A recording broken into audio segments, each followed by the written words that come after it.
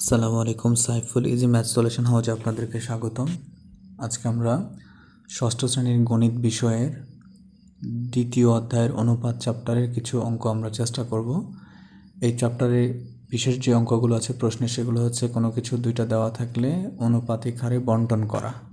যেমন এখানে একটা অঙ্ক আছে, প্রশ্নটা লিখেছি দুইটি সংখ্যার যোগফল, মানে এখানে দুইটা সংখ্যা মিলে হচ্ছে 630 এবং তাদের অনুপাত দেওয়া আছে 10 এবং 11। আমাকে বলছে সংখ্যা দুটি নির্ণয় করো, মানে দুইটা দেওয়া আছে আর প্রত্যেকটার অনুপাত দেওয়া আছে, আমাকে বের করতে হবে সংখ্যা দুইটি কত।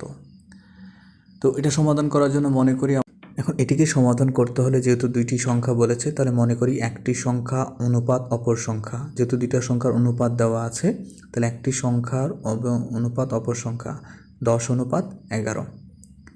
আমরা যে কাজটি করবো সেটা হচ্ছে এই দুটো আনুপাতিক রাশিগুলোর আমরা যোগফল করবো। যেহেতু আমরা একটা অনুপাতিক রাশি হচ্ছে 10 আর একটা হচ্ছে 11, 10 আর 11 যোগ করলে হচ্ছে 21। এবার আসি মূল যে ব্যাপারটা, আমরা এখন বন্টন করব। আমরা কত টাকা বন্টন করব, মানে দুইটা কত বন্টন করব, 630কে বন্টন করব দুইটি সংখ্যার মধ্যে। তাহলে এই জন্য আমরা লিখছি একটি সংখ্যা। তাহলে একটি সংখ্যা কি হতে পারে, আমার যে মোট সংখ্যা হচ্ছে 630, তাহলে 630-এর টোটাল আমি এই 630কে 21টা ভাগ করবো। এই যোগফল আনুপাতিক রাশিগুলো যোগ করার কারণ হচ্ছে আমরা আসলে দেখতে চাইবো টোটাল 630কে আমি কতটা ভাগ করব, মানে 630কে আমি 21টা ভাগ করব। আবার বলছি 630কে আমি 21টা ভাগ করব। তাহলে 630কে যদি আমি 21 ভাগ করি, তাহলে একটি সংখ্যা হচ্ছে 630-এর 21 ভাগের 10 ভাগ, কারণ 10 অনুপাত আছে 21 ভাগের 10 ভাগ। এখন 630কে যদি আমি 21 দিয়ে কাটি, 30 বাদ যাবে, 30 এবং 10 গুণ করলে 300 হবে।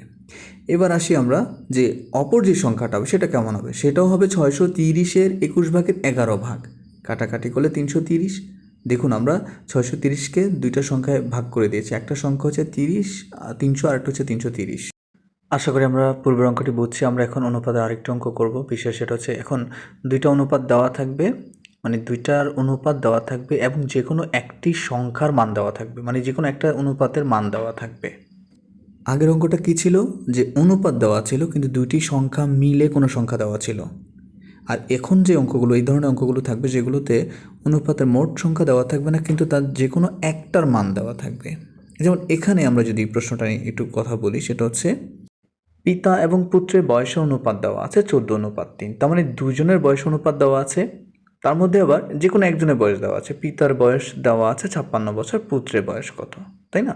তাহলে এই ধরনের প্রশ্নগুলো বলেছে যে অনুপাত দেওয়া থাকবে এবং যে কোনো একটার মান দেওয়া থাকবে। এই ধরনের উৎপাদক গুণ, মানে এই ধরনের অঙ্কগুলো করতে হলে আমরা আসলে নিচের প্রসেসটাই সবচেয়ে ভালো। অনেকভাবেই করা যায়, কিন্তু এটাই আমি মনে করি যে এটাই সবচেয়ে ভালো প্রসেস। আচ্ছা, এখন আমরা যে কাজটা করবো সেটা হচ্ছে এখানে যেহেতু দেওয়া আছে পিতা এবং পুত্রের বয়স অনুপাত, এই জন্য আমি লিখেছি বা আমরা লিখবো যে পিতার বয়স অনুপাত পুত্রের বয়স 14:3, এটা দেওয়া আছে। আর অনুপাত মানে কিন্তু এক ধরনের ভাগ, অনুপাত মানেই কিন্তু এক ধরনের ভাগ। তাহলে পিতার বয়স অনুপাত পুত্রের বয়সকে আমি কি লিখতে পারি, বা দিয়ে যে পিতার বয়সটা উপরে হবে, পুত্রের বয়সটা নিচে হবে। একই রকমভাবে ওই পাশে 14/3 হবে। তারপরের যে কাজটা করেছি সেটা হচ্ছে তারপরে কাজটি হচ্ছে আমাকে দুইটার এইভাবে লিখেছি 14 গুণ পুত্রের বয়স 3 গুণ পিতার বয়স।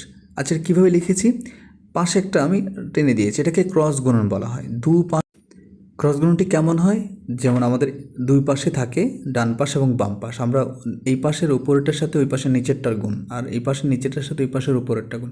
আমি একটা চিত্র এঁকে দিয়েছি যে পিতা নিচে পুত্র 14/3। দেখেন পিতার সাথে হবে 3 গুণ, পুত্রের সাথে হবে 14 গুণ। এটাকে মূলত ক্রস গুণন বলা হয়। আমরা এইভাবেই করেছি এই গুণটা। তাহলে আমরা এটা ক্লিয়ার।